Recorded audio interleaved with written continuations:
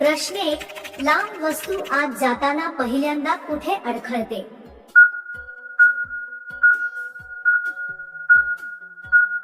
उत्तर. सुरुवातीला जागा घट्ट असते आणि लांब वस्तूचा टोक आत जाताना भिंतींना स्पर्श होतो. त्या स्पर्शाने आत थोडी अडचण होते, पण एकदा भिंतींनी त्याचा आकार स्वीकारला की वस्तू सहज सरकते. योग्य कोन आणि थोडा दाब मिळाला की ती अडखळ गायब होते. प्रश्न 2. तिचे शरीर हलायला कधी सुरुवात करतो?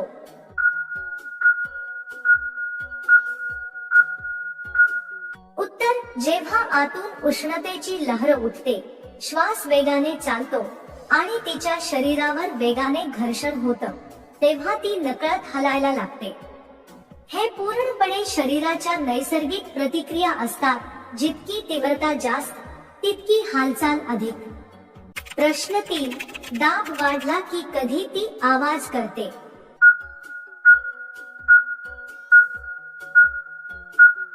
उत्तर. जेव्हा दाब मर्यादेपलीकडे जातो आणि शरीराला तो भार पेलण्यासाठी जास्त ताकद लावावी लागते, तेव्हा तोंडातून हलका आवाज बाहेर पडतो.